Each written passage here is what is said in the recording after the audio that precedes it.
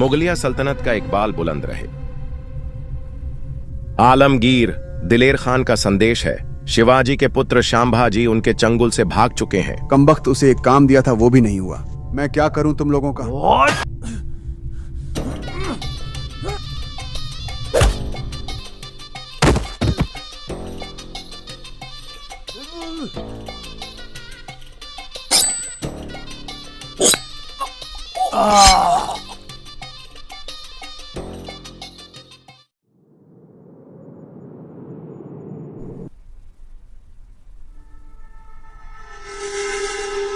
महाराज, संभाजी ने तो अपना रास्ता चुन लिया है।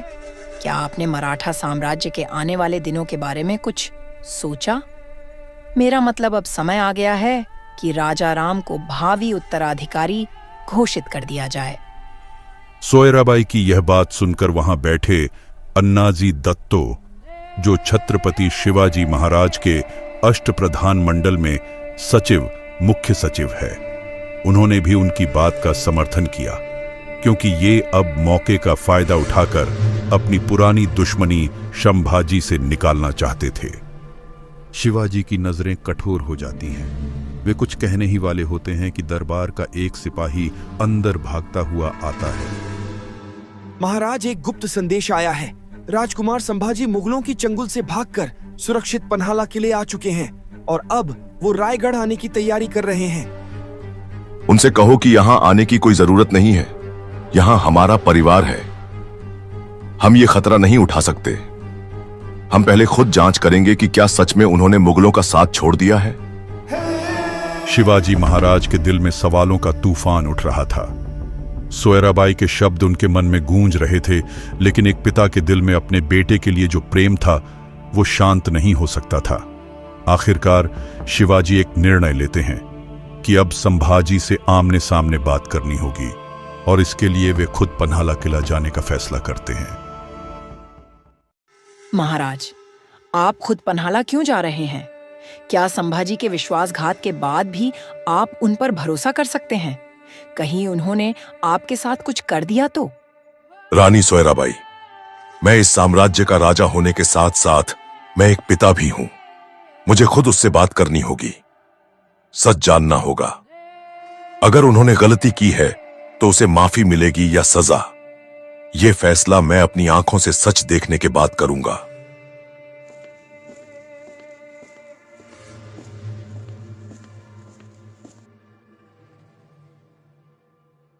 रास्ता कठिन था, लेकिन शिवाजी के मन में जो द्वंद्व था वो उससे भी कठिन था। एक ओर अपने बेटे का दर्द, दूसरी ओर मराठा साम्राज्य का भविष्य। शिवाजी का हर कदम एक बड़े निर्णय की ओर बढ़ रहा था। शिवाजी महाराज अपने घोड़े से उतरकर अपने बेटे संभाजी से मिलने उनके सामने जाते हैं।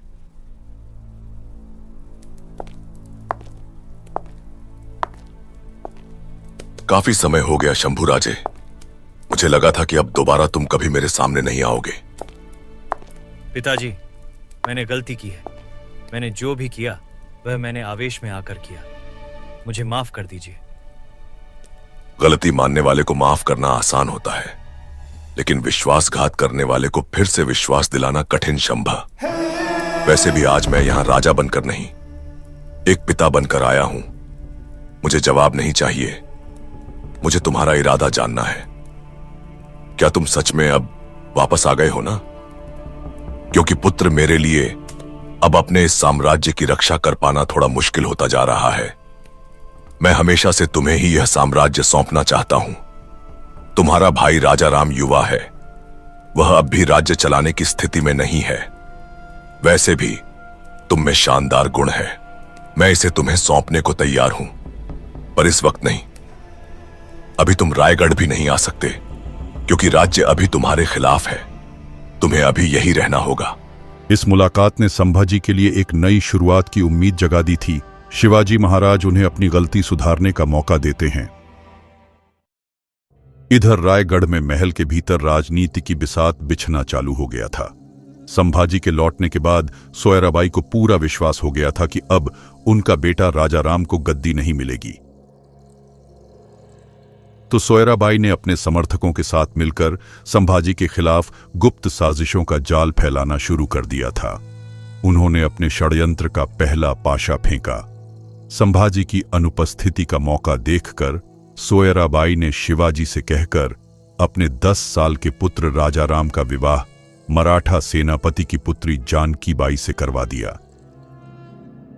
विवाह के कुछ सप्ताह बाद शिवाजी महाराज की तबीयत अचानक बिगड़ने लगी। तभी इस वक्त का फायदा उठाकर अन्नाजी दत्तो सोयराबाई को सुझाव देते हैं कि अगर किसी तरह शिवाजी की तबीयत थोड़ी सी और ज्यादा खराब हो जाए तो आपको राजा राम को गद्दी पर बैठाने में ज्यादा आसानी होगी, क्योंकि तत्काल में शंभा का विरोध है पूरे साम्राज्य में। तो फिलहाल तो सबके सामने आपका राजा राम ही है, और जैसे ही राजा राम एक बार गद्दी पर बैठ गया तब तो शंभू राजे को विद्रोह के अपराध में आजीवन कारागार की सजा में कैद कर देंगे। अन्नाजी ने महारानी सोयराबाई को अपनी दुर्भावनापूर्ण योजना में शामिल होने के लिए राजी कर लिया और बदले में अन्नाजी ने मंत्रियों को शंभा के खिलाफ करके राजा राम को छत्रपति शिवाजी का उत्तराधिकारी घोषित करवा दिया।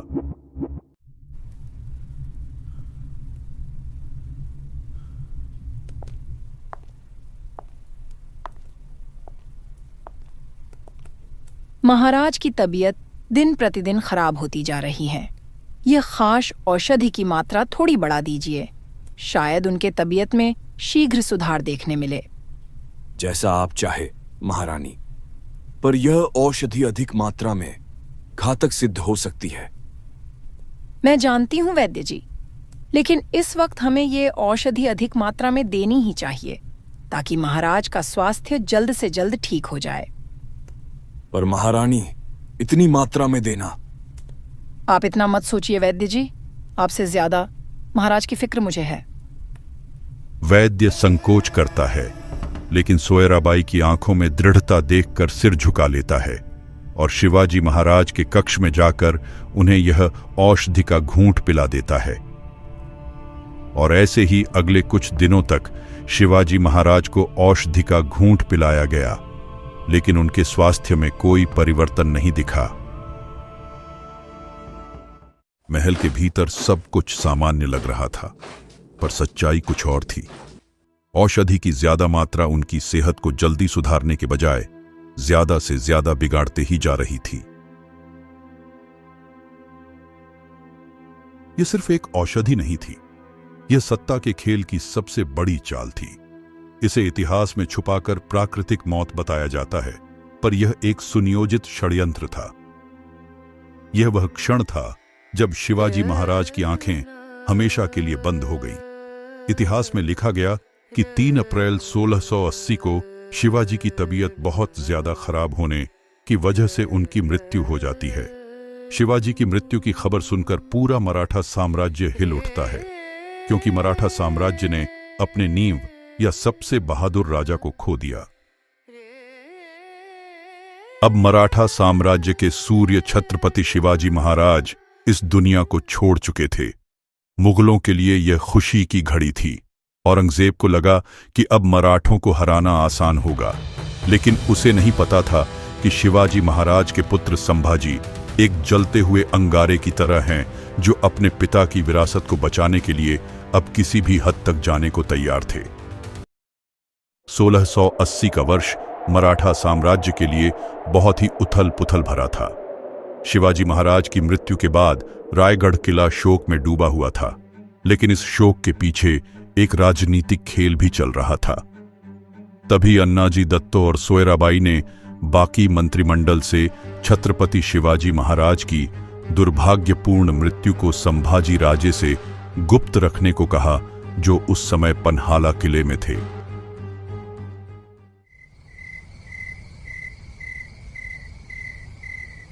संभा तो कभी राजा बनने के योग्य ही नहीं है। अगर उसे गद्दी मिली तो वह सिर्फ युद्ध करेगा। इसीलिए मराठा साम्राज्य को एक समझदार राजा चाहिए, न कि एक विद्रोही। लेकिन महारानी, बड़े पुत्र तो संभाजी हैं और शिवाजी महाराज ने उन्हें ही उत्तराधिकारी चुना था, और वैसे भी उन्होंने अपनी गलती की माफी महाराज से मांग ली थी और उन्हें माफ भी कर दिया गया था। तो क्या हुआ? इस साम्राज्य ने उन्हें अभी तक माफ नहीं किया है। जिसने माफ किया वह तो चले गए, और जब तक मैं जिंदा हूं एक विश्वासघाती को राजा नहीं बनने दूंगी। कुछ मंत्री जो शंभू के साथ वे अभी भी उन्हीं को राजा के रूप में देखना चाह रहे थे, लेकिन वहीं पर कुछ मंत्री और सोयराबाई ने मिलकर उनको बुरा बनाने की कोशिश कर रहे थे। इन मंत्रियों ने उनके कान भर दिए कि संभाजी जल्दबाजी में फैसले लेते हैं और उनका गुस्सैल स्वभाव मराठा साम्राज्य के लिए खतरनाक हो सकता है।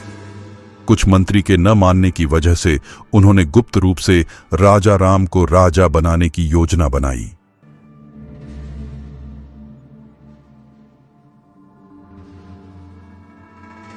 संभा इस वक्त पन्हाला किले में है।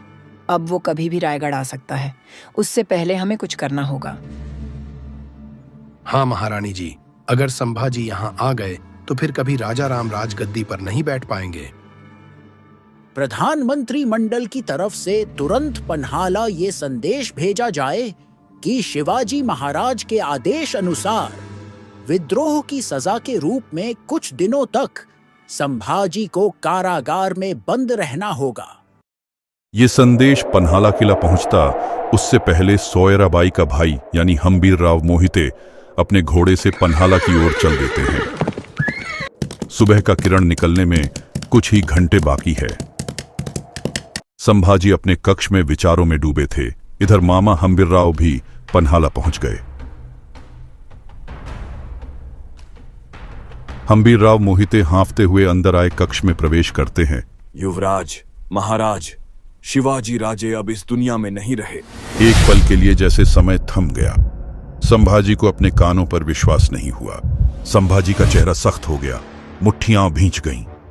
आंसू उनकी आंखों में तैरने लगे, लेकिन वो गिरे नहीं, क्योंकि गुस्सा भी आ रहा था। अगर बाबा नहीं रहे तो अब मराठा साम्राज्य की तलवार मैं उठाऊंगा। अपने पिता की मृत्यु की खबर सुनते ही संभाजी महाराज रायगढ़ किले के लिए निकलने की तैयारी करते हैं। संभाजी अपनी सेना के साथ घोड़े पर बैठकर निकल ही रहे होते हैं, तभी अचानक उनके सामने पेशवाओं की कुछ सेना सामने आ जाती है और उनको शिवाजी का झूठा हुक्म बोलकर बंदी बनने को बोलती है। जवाब में संभाजी बोलते हैं, ये सब झूठ है। सबसे पहले तो मुझसे मेरे पिता की मृत्यु को छुपाया गया और अब उनके नाम पर मुझे बंदी बनाया जा रहा है, वो भी सिर्फ इसीलिए कि मुझे राजगद्दी न मिले। मुझे सब पता है तुम लोगों का ये षड्यंत्र। तभी संभाजी के इशारा करते ही उनकी सेना ने बिजली की गति से धावा बोल दिया और पेशवाओं की सेना को बंदी बना लिया गया।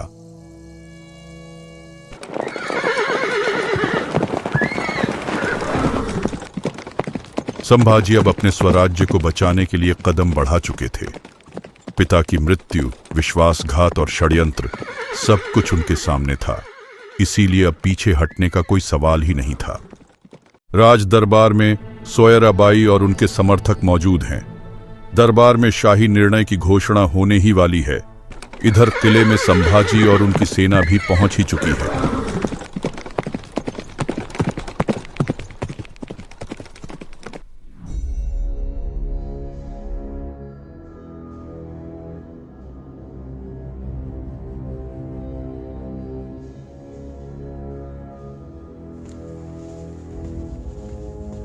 राजमाता, सिंहासन पर किसी को बिठाने का अधिकार नियम और सबके सहमति से तय होता है, ना कि षड्यंत्रों से। संभाजी, यह दरबार का अपमान है।